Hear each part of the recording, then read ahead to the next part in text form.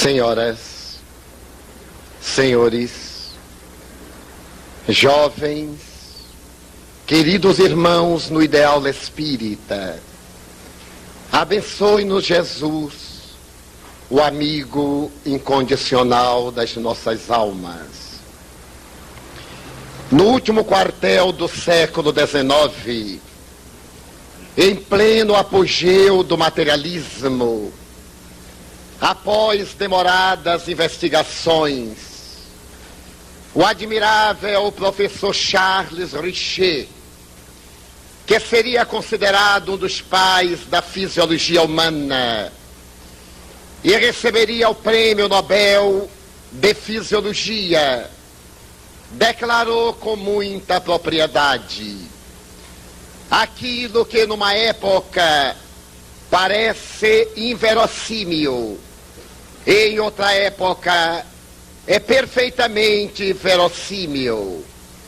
Logo depois, ao inaugurar-se o século XX, homens da envergadura de Albert Einstein tinham a coragem de declarar a sua crença em Deus, porquanto a investigação na área da ciência exata levava a mente humana a uma causalidade inteligente para explicar a realidade do universo e o fenômeno da vida humana. Seguindo as pegadas de Einstein, os extraordinários Compton, Urey, Fermi, von Braun, o Balde, levantar-se-iam para proclamar a sua crença em Deus como fenômeno natural de uma realidade científica, da qual ninguém se podia evadir. E posteriormente, seguindo a linha admirável destes notáveis investigadores, Werner Heisenberg, que também receberia o Prêmio Nobel de Física, apresentaria à consciência contemporânea a sua extraordinária lei, que abriria espaço a Bohr para concluir pela lei da complementaridade, asseverando a realidade de um ser dual no universo, o espírito e a matéria, ressuscitando as experiências filosóficas de Descartes, que haviam sido espaço admirável para que o príncipe de Broglie, fazendo uma análise de profundidade do elétron, chegasse a concluir que esta partícula subatômica, na sua inteireza de realidade, é tão caprichosa que em determinados momentos é um corpúsculo, para de imediato transformar-se em uma onda, repetindo a dualidade do ser e do não ser de Sócrates e Platão, que seria confirmada mais tarde no pensamento notável de David Bohm, também pai da física contemporânea, quando, após meditar demoradamente com Krishnamurti, ele chega à elaboração de um conceito que o universo é uma ordem explícita, que se pode detectar através da manifestação de natureza sensorial. Mas é um efeito, é um fenômeno, e a sua causa é uma ordem implícita, que depois de ser detectada pelo pensamento e pela matemática, torna-se também o efeito de uma causa superimplícita. E através de colocações equivalentes, David Bohm termina por adotar a realidade de um ser causal, inteligente, gerador de um ser fenômeno, transitório na sua forma irreal, na sua indestrutibilidade causal.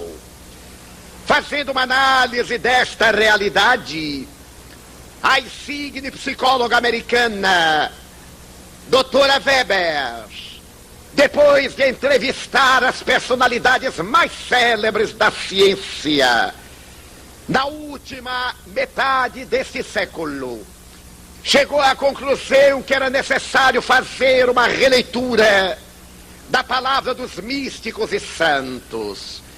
E resolveu-se por entrevistar os mais admiráveis místicos do século, ainda sobreviventes, escrevendo um livro extraordinário no qual, fazendo uma notável apresentação, diz a doutora Weber, o homem contemporâneo, que teve a coragem de adentrar-se no mundo subatômico, que penetrou a realidade causal da matéria e que logrou fazer a explosão do átomo por uma vaidade injustificável. Ainda não teve a coragem de fazer a implosão do ego para encontrar Deus e declará-lo, assumindo uma atitude ética em relação à vida, na qual é possível encontrar a sua plenitude. A conclusão soberba da doutora Weber parece fundamentar-se no pensamento de Sri Aurobindo, esse incomparável místico da Índia, quando afirmou há 20 anos atrás, quase 30, que o homem moderno logrou grandes desempenhos na área da ciência e logra também hoje viajar através da cibernética, da astronáutica. Mas esta realização ainda está destituída de sentido, de significado, porque as viagens através da astronáutica são muito lentas, já que o homem que se conquistou a si mesmo, aquele que teve a coragem de mergulhar no oceano profundo da sua realidade transcendental, não tem necessidade da astronáutica, porque ele tem o poder de viajar através da psiconáutica, desenvolvendo uma velocidade inimaginável que atinge as raias da própria ideia do pensamento. E este conceito notável de Sri Aurobindo veio encontrar a sua ressonância nesse jovem físico nuclear que abalou a ciência apresentando uma obra de sabor popular, o tal da física, e mais tarde o ponto de mutação, e posteriormente apresentando uma conceituação holística da realidade científica. Fritjof Capra, quando afirma com tranquilidade, o homem moderno, diante da aquisição do pensamento científico, já não tem outra alternativa senão uma das duas seguintes opções: a bomba de extermínio da Terra, de destruição do mundo objetivo, o Buda, a grande viagem de autoiluminação. Ou o homem continua viajando para fora e tresvairado vai destruindo a obra da ética e da civilização, ou atinge as raias da realidade paranormal, fazendo uma viagem interior no oceano do silêncio, para que através do insight ele adquira a iluminação e interprete-se a si mesmo, porque o velho questionamento das realidades exteriores já foi solucionado há mais de 6.000 anos pelos insignes místicos das altas montanhas do Himalaia ou das baixas regiões do Ganges, que através do pensamento do Bhagavad Gita, do Mahabharata, interpretaram os fenômenos mais complexos que a nossa civilização exigiu, laboratórios sofisticados, e não chegou ainda a interpretar a realidade profunda e mais significativa que é o próprio homem. A obra notável de Fritjof Capra abriria espaço para que cientistas de variada colocação de natureza filosófica, de investigação de laboratório, viessem a público, todos eles, afirmar a possibilidade da vida depois da vida. Este avanço notável foi realizado em Praga, no ano de 1955, quando o Dr. Stanislav Grof, o admirável pesquisador da psiquiatria, que se atormentava diante da paisagem lúgubre dos seus esquizofrênicos, resolveu, por apelar para a experiência do ácido lisérgico, que fazia pouco se notabilizara, quando Aldous Huxley, fazendo uma aplicação de LSD em si mesmo, resolveu observar as reações alucinógenas, gravando aquele momento e dando as opiniões que ele sintetizaria em um livro também que foi best-seller, As Portas da Percepção. Stanislav Grof, depois de aplicar ácido lisérgico número 20 dos seus pacientes e provocar-lhes um estado artificial de consciência alterada, constatou que naquele estado de alucinação eles retornavam a uma vida anterior, explicando que a causalidade da alienação estava em atitudes mórbidas, em comportamentos arbitrários que haviam exercido quando, em oportunidade transata, viajaram pela Terra, adquirindo um saldo negativo ou kármico, que ora ressarciam através das lágrimas do corredor escuro da esquizofrenia. Fascinado pela experiência, ele que formara a sua cultura do materialismo dialético e mecanicista, que vivia a época atrás da cortina de ferro, diante deste horizonte imenso que se abria, resolveu fugir para os Estados Unidos e veio alojar-se na UCLA, a célebre Universidade de Los Angeles, em uma cidade periférica chamada Mesa Alta. E ali ele resolveu avançar nas experiências, utilizando-se da metodologia taoísta e aplicando a terapêutica da hiperventilação, constatando que na maioria dos casos da esquizofrenia havia uma causalidade que não estava centralizada no sistema nervoso, nem tampouco era decorrência de uma disfunção das glândulas endócrinas, muito menos pertencia à patologia de natureza genética, e também não encontrava resposta nos fenômenos de natureza exógena, porque a causa endógena era o próprio paciente. E teve a coragem de dizer: existem doenças na área mental, existem doentes mentais. É o paciente que, atormentado pela consciência de culpa de delitos passados, mergulha na matéria em distonia psíquica, formando uma patologia de natureza alienante. As experiências do Dr. Stan Grof, como é chamado carinhosamente pelos discípulos, se transformaria numa obra admirável, que ele publicaria com o nome de Além do Cérebro, para demonstrar a tese junguiana de que a consciência depende do cérebro, e a tese espiritualista de que a mente não é uma sudorese cerebral, sendo apenas o cérebro o veículo que a traz ao mundo exterior. Fascinado possivelmente pelas pesquisas de Stan Grof, o Dr. Destilefsey, de Munique, em 1975, adentra-se nas experiências da telepatia, logrando mandar mensagens de Munique a Berlim e realizando feitos notáveis que abrem espaços para a percepção das futuras terapias das vidas passadas.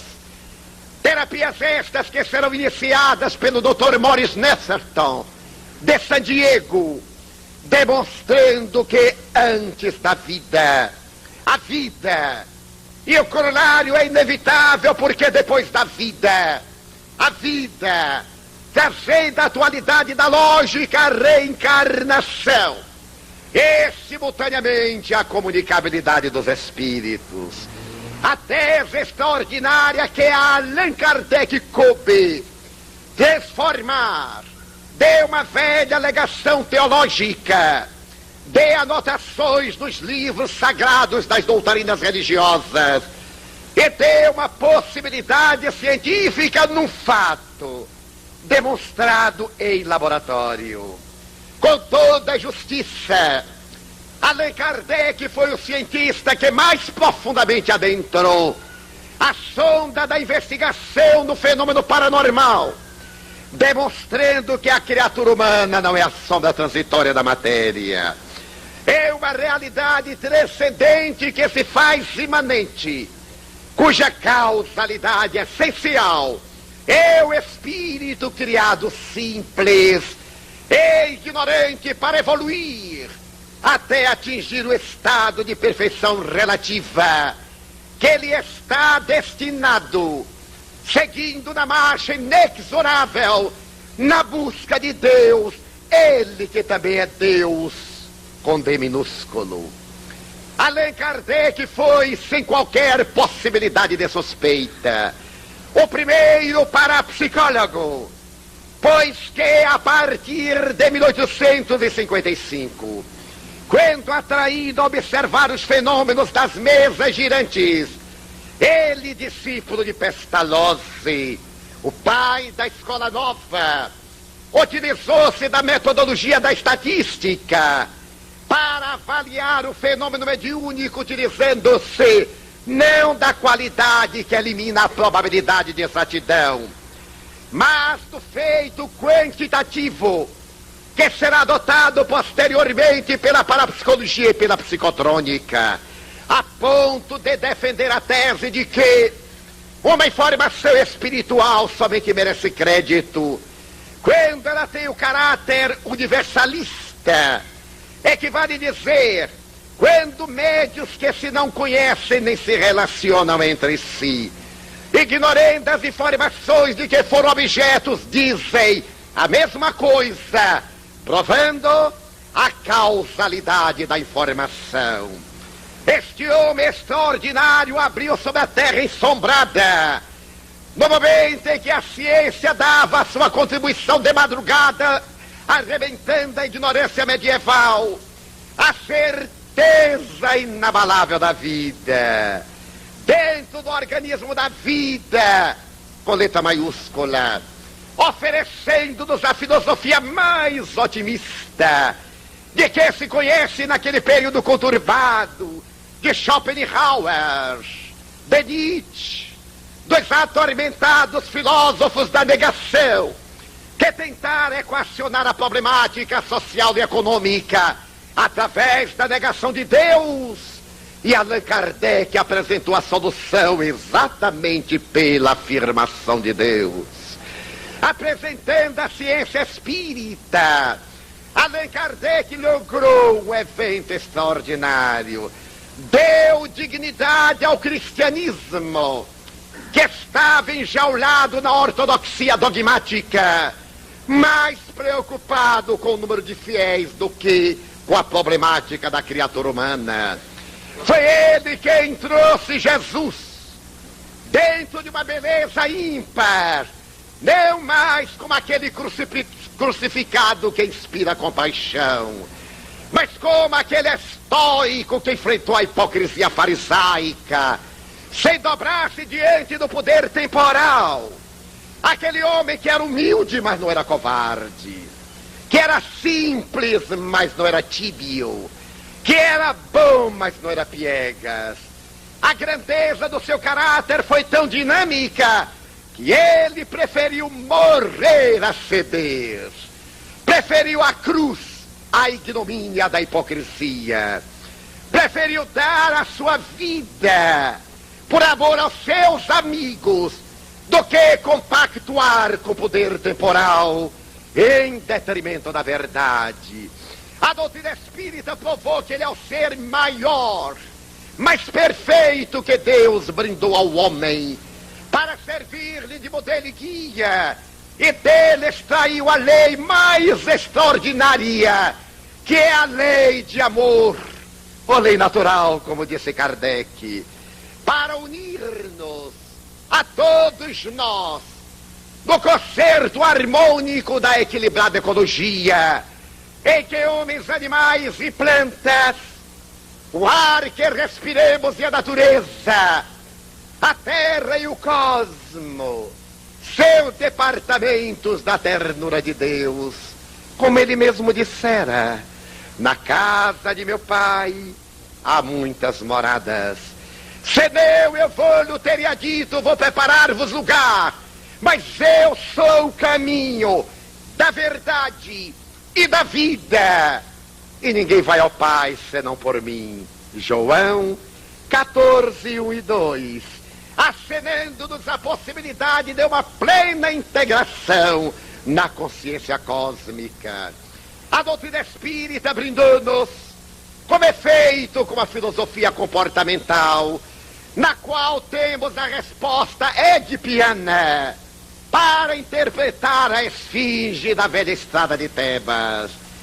Dizer que tivemos uma origem divina e jamais nos perderemos.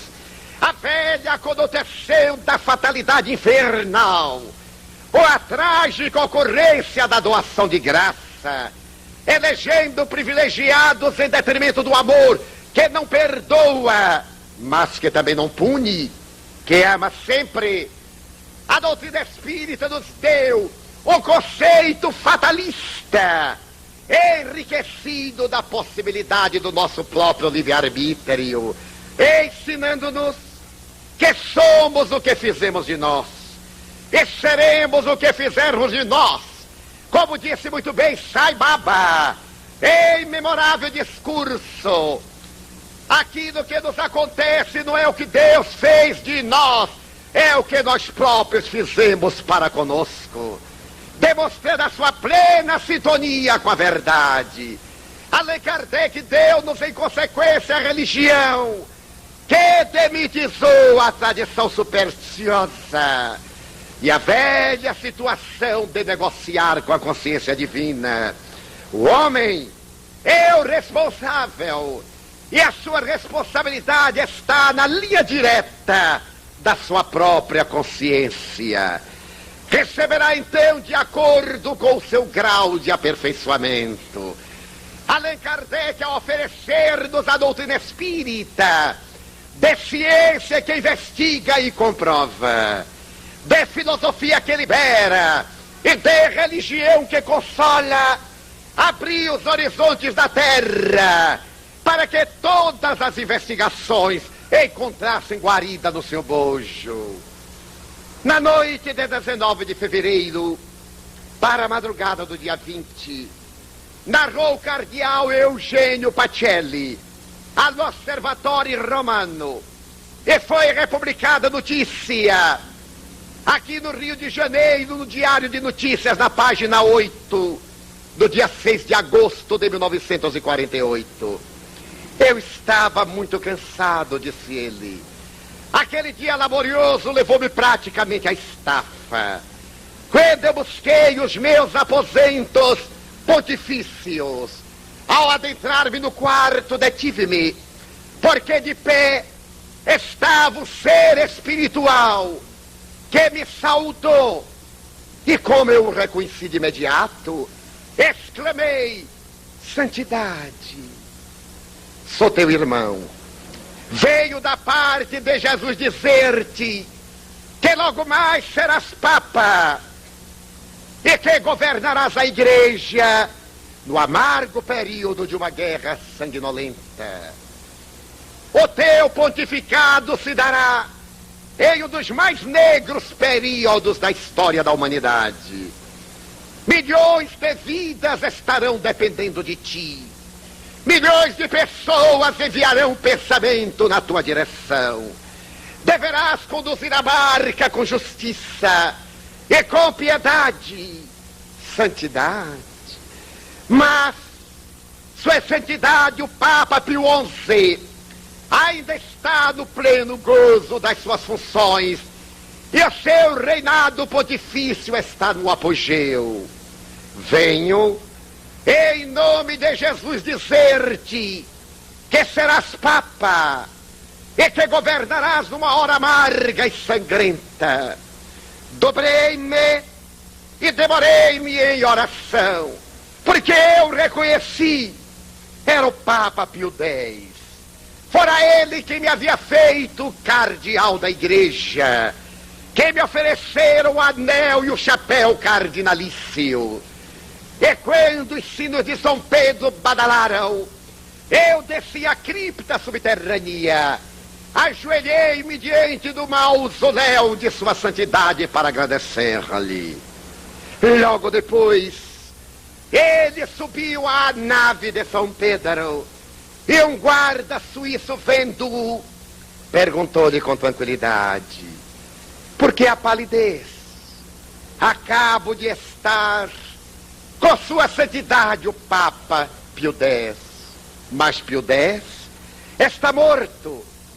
Eu sei que ele morreu, mas ele apareceu-me e profetizou que eu seria Papa. Logo depois, quase inesperadamente morre o Papa Pio XI, e no primeiro escrutínio secreto foi nomeado Papa o cardeal Eugênio Pacelli, por unanimidade de votos, que subiu à sédia gestatória com o nome de Papa Pio XII, mais tarde chamado Papa da Democracia. Este homem admirável começou a governar a igreja que se vinculava naqueles dias amargos de 1939, porque logo depois as tropas hitleristas invadiam a Polônia, anexavam a Áustria, chegavam à Tchecoslováquia, tentavam unir os povos de fala germânica e eclodia a Segunda Guerra Mundial. Mais tarde, quando as perseguições se tornaram insuportáveis e milhões de judeus marchavam para os fornos crematórios na chamada solução final, e os católicos passaram a ser perseguidos nos países conquistados, um cardeal bonachão, na chancelaria de Amsterdã, seria o intermediário do Papa Pio XII para salvar mais de 100 mil católicos da ceia de Hitler, e que viria posteriormente à sédia gestatória com o nome de Papa João XXIII. O prognóstico do desencarnado Papa Pio X havia se tornado uma realidade inconfundível, apresentando na evidência dos fatos um duplo fenômeno: o fenômeno da imortalidade da alma e o fenômeno da pré-cognição, ou profetismo, através de uma personalidade mundialmente famosa, que escreveu, entre outras obras, a Mater et Magistra, dizendo que a igreja era mãe, era mestra. Nós temos aí, de maneira incontestável, a prova da imortalidade da alma, e de uma maneira extraordinária e parapsicológica, a evidência da pré-cognição. Mas logo depois, iremos deter-nos em profundas reflexões. Porque no ano de 1942, na Bielorrússia, nos arredores de Moscou, um homem de aproximadamente 40 anos estava realizando um espetáculo de hipnose, quando de repente entrou um grupo de soldados e suspendeu o espetáculo. O homem perguntou qual a razão. Era a polícia secreta, que vinha interromper e dar-lhe voz de prisão. Ele exibe um documento assinado pela polícia de Bielorrússia, permitindo-lhe fazer o espetáculo. Mas entre ditadores não há justiça que se chame liberdade. Foi atirado num camburão e de imediato na praça silenciosa do Kremlin Ele foi levado aos aposentos de um dos homens mais temíveis do século. A sua temeridade era equivalente a de Hitler, jogado à sala. Meia hora depois ele foi empurrado a um escritório exíguo. E quando se deteve a examinar, estava diante de Joseph Stalin, o grande governador das repúblicas soviéticas. Stalin foi diretamente à questão, perguntando-lhe: é verdade que o senhor tem o dom da telepatia? E Wolf Messinger, um judeu alemão soviético, respondeu: eu sou um paranormal. Então, prove-me. Se o senhor for um paranormal e der-me a evidência dos seus dons, eu elevarei uma posição respeitável na Rússia. Mas se for um mistificador, eu mandarei para a Sibéria a trabalhos forçados. Diga-me o que aconteceu nesta sala hoje, à tarde. E o homem, detendo-se, disse: bem, foram discutidos aqui os planos de libertação de Sebastopol. Aqui estiveram generais e militares outros, marechais e oficiais menores. E os planos de defesa de Sebastopol estão guardados no cofre atrás daquela tela. Stalin sorriu e disse que era bastante frio para aceitar induções desta natureza. Obviamente, qualquer pessoa normal haveria de concluir que durante a guerra, na sala do magistrado número 1, se discutiam os planos de defesa do país, e que certamente os mais importantes documentos estariam guardados num cofre. Mas como ele havia acertado, por acaso, dava-lhe o prazo de uma semana no Kremlin, como preso político. Ele teria liberdade de locomoção pela Praça Vermelha, acompanhado sempre de 2 policiais da KGB, a temível polícia. Mas ele teria que dar uma prova realmente convincente. Wolf Messinger, segundo a história, deteve-se ali no Kremlin. E no dia da semana qualquer, ele disse aos seus soldados que necessitava de ir ao Gosbank. Queria sacar um cheque. Acompanhado, portanto, dos policiais, ele adentrou-se no célebre Gosbank de Moscou. Aproximou-se do caixa, levando uma mala portátil, e deu-lhe um cheque. O caixa enrubesceu. Mas é impossível trocar este cheque aqui. São 100.000 rublos. Eu terei que ir à Casa Forte. Que eu faça. Deu-lhe a maleta.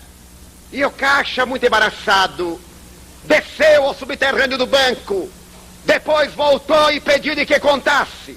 Ele recusou. Saiu com uma fortuna embaixo do braço. Ao chegar à parte exterior, ele disse: creio que me enganei. Voltemos. E acercando-se do caixa, ele disse: ipsis verbis, o senhor se enganou ao fazer-me o pagamento. E o caixa redarguiu: nunca me enganei. Trabalho aqui há mais de 20 anos. Para sua felicidade, repetiu Messinger, quero alertá-lo de que o senhor se equivocou. Faça-me o favor de examinar o cheque. Mas, cavalheiro, eu tenho certeza. E o dinheiro foi contado. Não me refiro ao dinheiro. Refiro-me ao cheque. Faça o favor de examiná-lo. Entre a exigência, o funcionário do banco abriu a gaveta e, ao tirar o cheque, desmaiou. Era um pedaço de papel em branco. Ele lhe havia dado uma indução hipnótica para que lhe pagasse a importância de 100.000 rublos. Devolveu o dinheiro e, diante do testemunho dos funcionários da KGB, repetindo, da polícia secreta, ele pediu licença no sábado para caminhar sem que ninguém lhe perguntasse nada. Ele ia dar a resposta a Stalin. Saiu da periferia de Moscou, dirigiu-se à área suburbana, chegou à dacha do homem terrível Essa Dacia era considerado o terceiro lugar mais bem protegido do planeta. O primeiro é o Banco Knox, o Fort Knox nos Estados Unidos, onde estão os depósitos de ouro da América. O segundo era o bunker de Hitler. O terceiro, a Dacia de Stalin em Moscou. Ele adentrou-se, empurrou a porta do gabinete de Stalin. E quando Stalin se viu diante do homem, gritou pela polícia, temendo ser assassinado. Os guardas irromperam e ele perguntou como deixaram esse bandido entrar. E os soldados disseram, mas ele não entrou. Porque para chegar à sala era necessário percorrer um corredor de 40 metros, guardado por sentinelas a cada 5 passos. A própria esposa de Stalin não tinha permissão de adentrar-se ali sem o consentimento imediato dele. Então, entre o pavor, Stalin perguntou a Messing, como você chegou aqui? Facilmente. Quando eu estive com Vossa Excelência no Kremlin, eu li o vosso pensamento e descobri que a única pessoa que tinha possibilidade de entrar na Câmara Particular era o chefe da Polícia Secreta. Durante a semana, eu autossugestionei-me. Eu sou Joseph Beria. Eu sou Joseph Beria. Quando eu assumi a personalidade hipnológica de Joseph Beria, eu passei pela guarda e os soldados disseram de fato. Quem passou por nós foi o seu chefe da polícia secreta, o senhor Beria. Stalin abraçou efusivamente o homem. E aqueles que acompanharam a história da Segunda Guerra Mundial recordar-se-ão que no célebre encontro de Yalta, quando se encontraram Roosevelt, Winston Churchill e Stalin, entre os delegados de Moscou, estava um homem silencioso, observando as reações dos chamados amigos que lutavam contra o eixo. Era Wolf Messing, tentando captar por telepatia o pensamento do Ocidente para ganhar a guerra. Mas esse homem admirável tem uma história fascinante. Quando contava apenas 15 anos, ele foi convidado por Sigmund Freud para visitá-lo em Viena. E o judeu alemão soviético, ao adentrar-se na biblioteca de Freud, olhou para o insigne pai da psicanálise, sorriu. Estava ao lado de Freud um cavalheiro desconhecido. Messing acercou-se e disse, cavalheiro, me desculpe, mas eu estou recebendo uma ordem telepática do Sr. Freud para arrancar-lhe um cabelo do bigode. Este homem que teve o bigode depilado por Messing chamava-se Albert Schweitzer, o grande prêmio Nobel da Paz. Mais tarde, em Nova Delhi, ele teve uma entrevista com Gandhi. Ao adentrar-se na sala em que estava Gandhi, ele sorriu para as pessoas estranhas e disse, desculpe-me, mas Mr. Gandhi está dizendo-me telepaticamente para pegar a flauta que está no banheiro e começar a tocar. É um dos mais notáveis fatos de paranormalidade na área dos fenômenos de telepatia, de pré-cognição no século XX, Wolf Messing. Mas, na primavera do ano de 1918, logo depois da paz que foi assinada, um jovem um tanto aturdido está assinalado por vários fracassos. Ele é pintor. Apresentou a uma exposição de arte na Escola de Belas Artes de Viena alguns quadros que foram rechaçados. Tentou vestibular, foi reprovado. E como era epiléptico, ele, atormentado, pensou em suicídio. Saiu caminhando. A Universidade de Viena está relativamente próxima do grande complexo do Museu de Hofburg. Adentrou-se pelas imensas alamedas e entrou casualmente por uma porta qualquer. Deteve-se, no entanto, diante de uma vitrine de veludo verde, dentro da qual estava um pedaço de metal enferrujado, disforme, guardado em uma cobertura de couro. O jovem olhou, teve uma convulsão. Quando recuperou a lucidez, ele leu que se tratava de um pedaço da lança de Longinos, a qual se atribuía ter ferido o peito de Jesus. A lança de Longinos tinha uma história peculiar.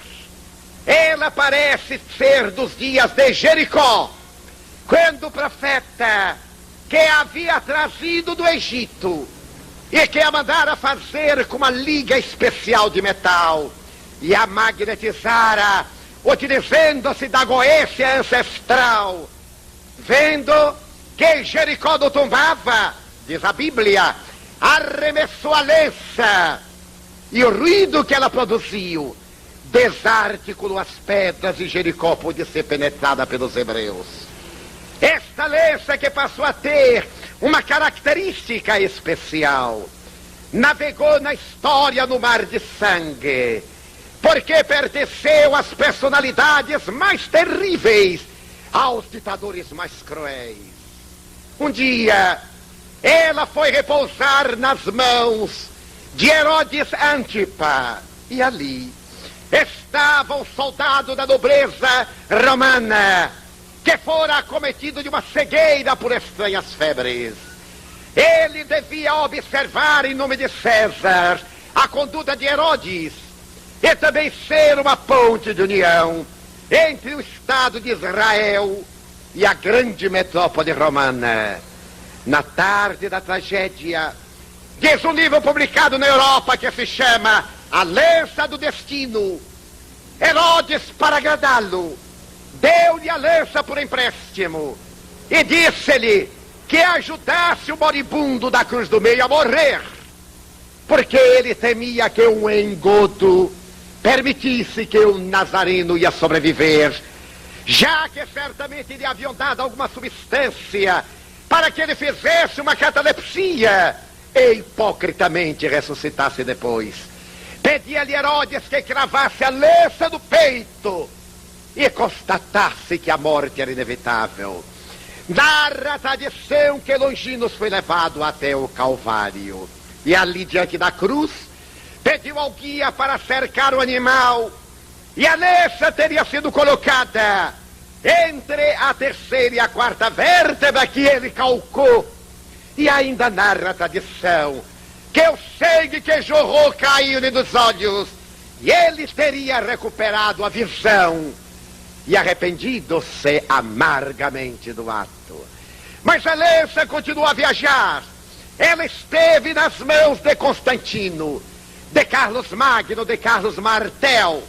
Ela passou pela mão dos soberanos sanguinários da Europa e estava ali, no Museu de Hofburg, enrolada num pedaço de couro curtido, como um dos maiores tesouros do museu criado por Maria Teresa de Áustria.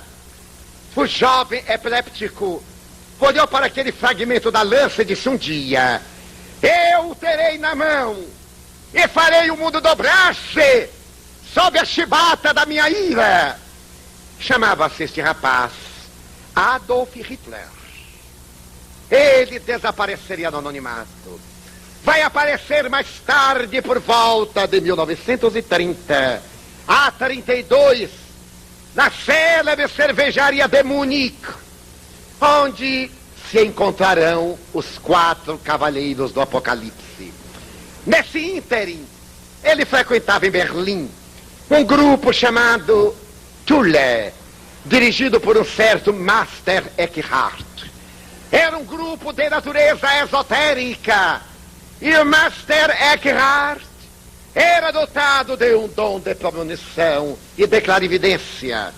Eckhart havia dito àquele rapaz atormentado, o patinho feio, que um dia a humanidade se dobraria sobre ele. No dia em que ele encontrasse 4 cavaleiros do Apocalipse, a terra tremeria, porque ele ia ser a mão da divindade para chibatear a hipocrisia humana. E revelou-lhe que por volta do século XI, ele estivera reencarnado na Calota Bolena, na Itália, quando fora um mago que odiava o Vaticano, e que havia feito uma aliança com o rei de França para permitir que os mouros invadissem a Europa e implantassem o islamismo. Master Eckhart estabeleceu que ele, acreditando na reencarnação, deveria ser tão impiedoso quão inclemente.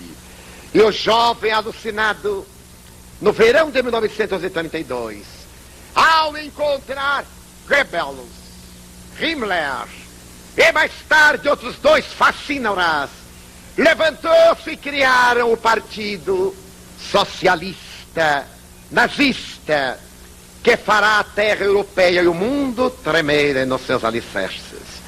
Logo depois, ele vai levado à Câmara de Deputados, torna-se o primeiro magistrado da Alemanha, e não é necessário dizer que no dia em que ele se levanta para, em Nuremberg, falar à juventude que ele estava compacta, 50 mil jovens, e ter uma crise epileptiforme, proclamando o direito de uma raça superior, a terra tremeu diante da chibata do velho mago do século XI, em cujo período o cardeal Eugênio Pacelli é transformado no Papa Pio XII, e nesse clangor das batalhas, a realidade da paranormalidade humana torna-se inequívoca, porquanto o cardeal Pacelli, como médium, que se revela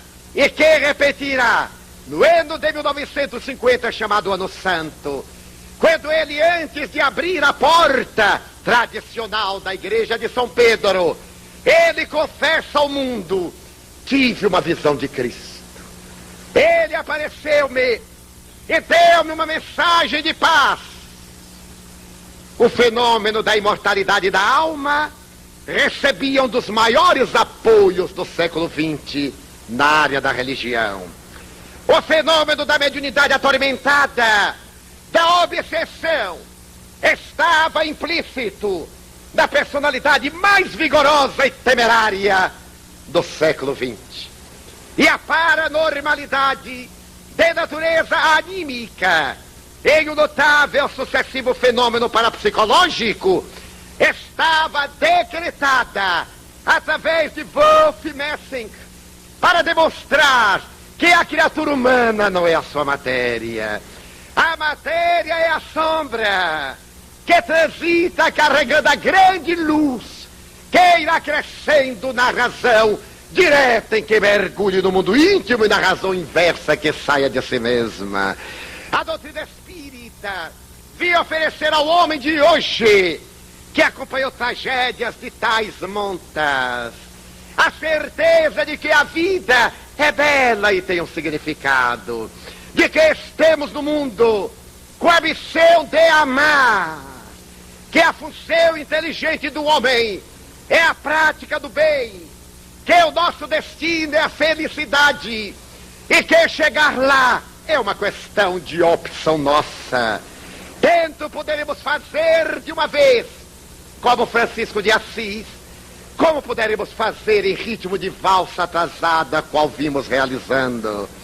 Tanto poderemos lograr de um jato, como Chico Xavier, como poderemos realizar, através do avanço, 3 passos positivos e 2 para a retaguarda, mas que de qualquer forma nos levará até lá.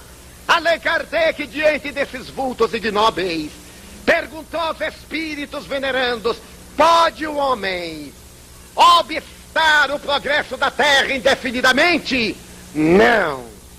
Deus não o permitiria.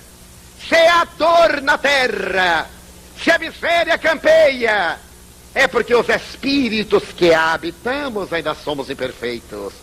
E porque não optamos pelo bem, Nós somos vítimas da nossa própria opção.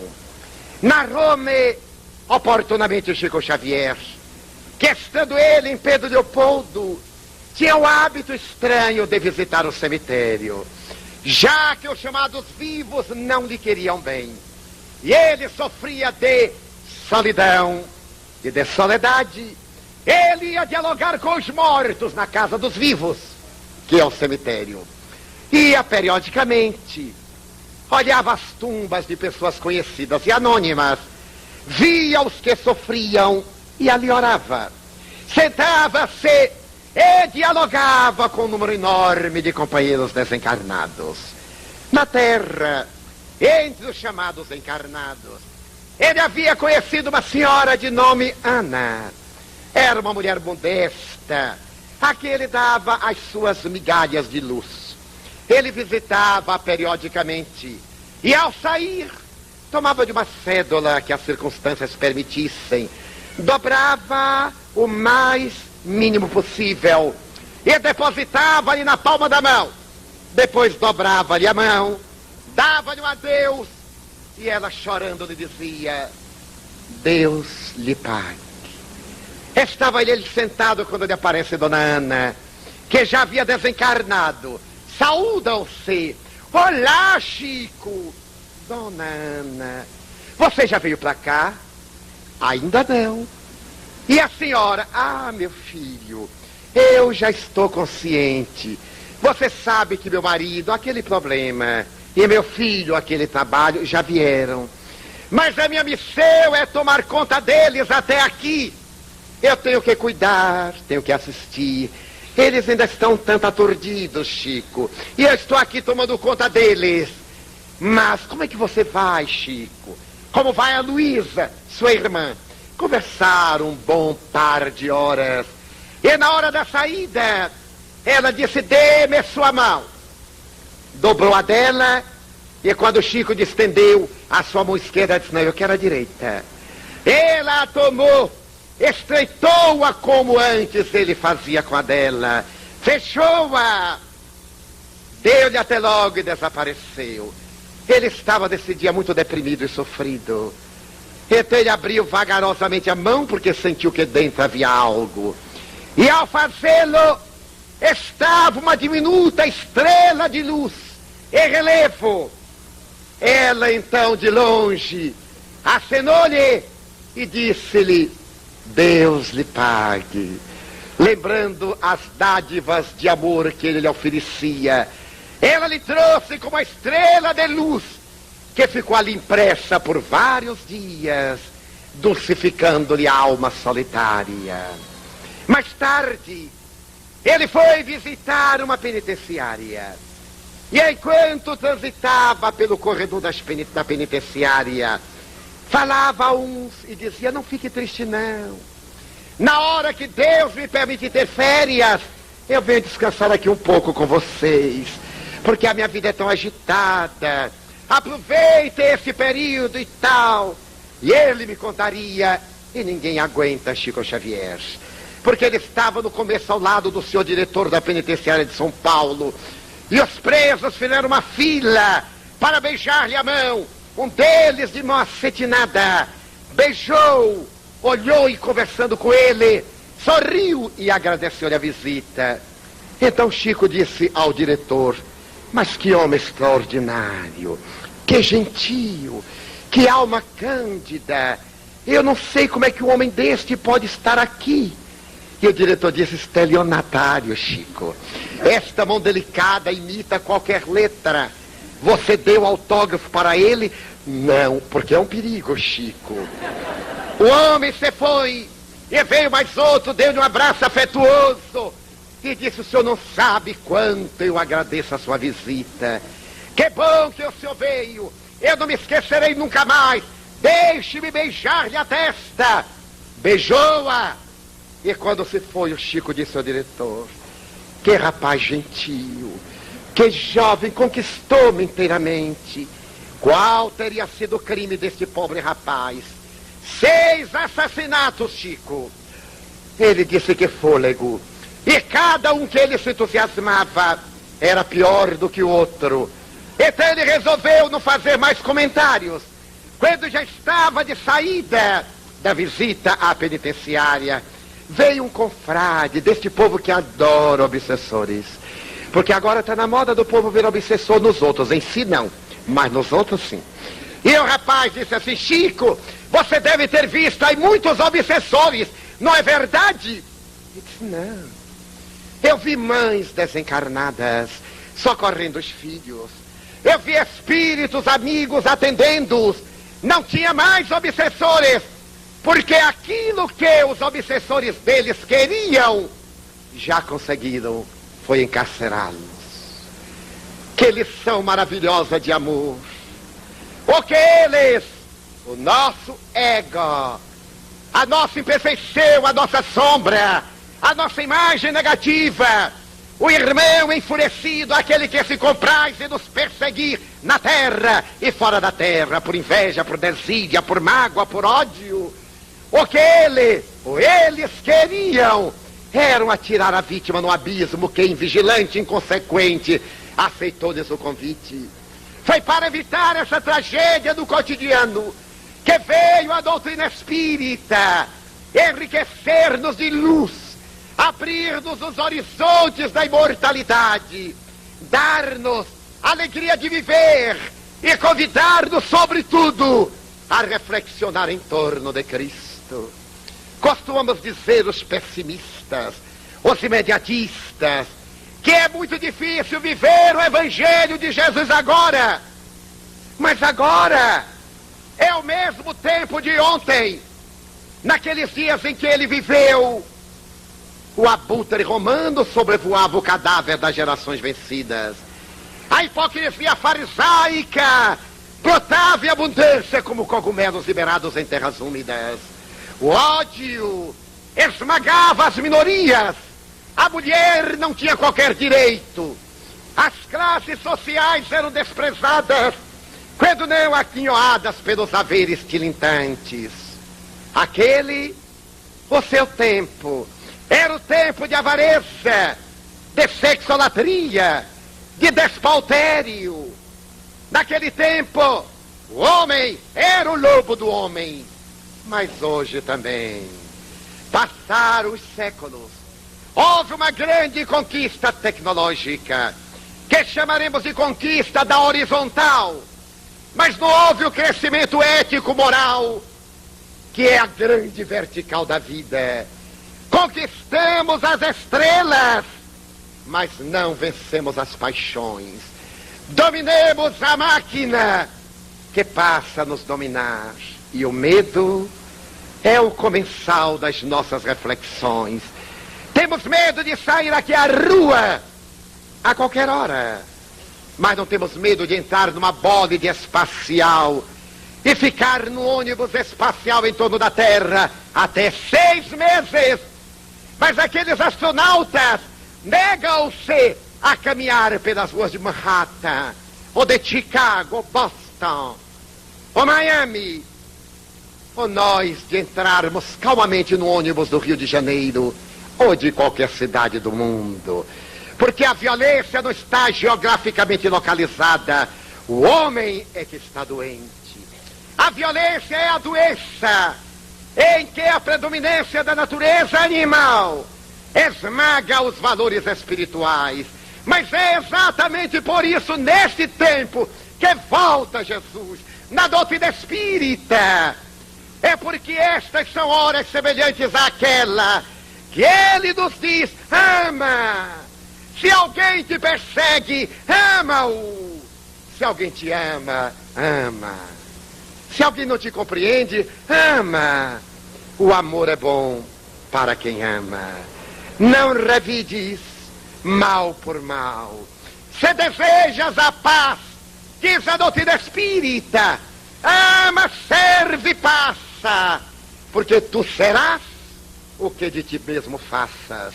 Se colhes cardos e abrolhos, se são amargas estas horas e lacrimejantes estes minutos, semeia e semeia o bem, e ele florescerá, enfrutecendo-se para a colheita de amanhã. O Espiritismo é a grande solução para esta hora. Quando alguém me diz, a juventude está transmalhada, e eu vejo a juventude em flor buscando Cristo, comovo-me até as lágrimas, que tem o materialismo para dar. Já dizia Leon Tolstói, que o jovem se pode permitir 3 luxos: ser estúpido por causa da juventude, ser materialista e adotar uma postura marxista. Quando ele cresce, ele deixa a estupidez pela experiência, talvez um pouco tarde demais. Ele deixa o materialismo porque a morte está perto. E é sempre agradável a perspectiva de viver. E ele deixa o marxismo porque ficou rico. O marxismo é muito bom quando se quer tomar o dos outros, mas na hora de dar, ninguém quer repartir. Mas Leon Tolstói abandonou a estupidez, repartiu tudo que tinha do seu socialismo cristão e fez ser humano para ensinar na visão imortalista que tinha da vida e na visão cristã da sua vida que só o amor tem um grande sabor de realidade. Então a juventude que pede amparo, demos Jesus na visão libertadora do Espiritismo. Não mais aquele Jesus preso na cruz, mas o Jesus descrucificado, que vá ao bordel, que tenha coragem de entrar na discoteca e que pegue uma boa e diga para o jovem: lá, camarada, e saia dali sorrindo. É inevitável pensar em Chico Xavier. Estávamos oportunamente ao seu lado quando chegou um jovem e disse: Chico, vou lhe dizer uma coisa, você é uma droga, viu? Você é uma droga, ó cara. Eu digo: mas era só que faltava. Eu digo: mas como ele é uma droga, meu filho? Isso é, eu tô na dele, cara. Cada um vai para a cocaína, para a morfina, eu vou para Chico Xavier. É a minha droga. Mas que coisa extraordinária. Está na hora de eleger Jesus para o nosso embalo, para a nossa viagem. Mas esse Jesus da doutrina espírita, isto é, elucidado pela reencarnação, vivo na imortalidade da alma, que nos compreende principalmente na hora do equívoco, que nos não abandona nunca, mesmo quando todos nos abandonaram.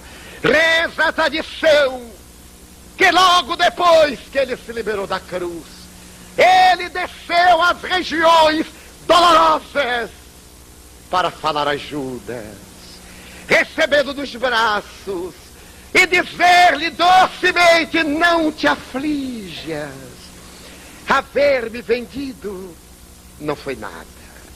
Lamentável foi te haveres perdido a ti mesmo pelo suicídio, mas não pranteemos o ontem. Recordemos da madrugada que borda a vida de luz e engole as trevas no solau, no sorriso rápido. Amanhã, Judas, eu te amarei, sempre te amarei, eu te espero. E o discípulo equivocado voltou, retornou para o assênio da carne, até que um dia, jovem menina de Dó Ré Mi, Dolce Puccelli, ouvindo vozes aos 14 anos e meio, ela resolveu marchar na direção da França e Jeanne d'Arc pagou o crime do Calvário, acusada de herética, de feiticeira, de prostituta, de venal. Era Judas que voltava ao colégio apostólico, porque Deus é amor. Tem razão David Bohm. Eu chamo meu pai. E ele diz que a ordem super implícita. Einstein dizia: tira o chapéu toda vez que ele pronuncia o nome. Mas Jesus me ensinou a dizer: meu pai, nosso pai. E a doutrina espírita ensinou-me não a me curvar, mas a me levantar diante dele e dizer: eu te bendigo, Senhor, nas noites estreladas da terra. Eu te agradeço no bailar dos astros no infinito. Eu te contemplo na gota d'água cariciosa que reverdece a terra. Eu te exalto na micropartícula que tem a harmonia galáctica. Eu te amo, meu Deus, e por isso eu te agradeço a vida que para mim é consentida.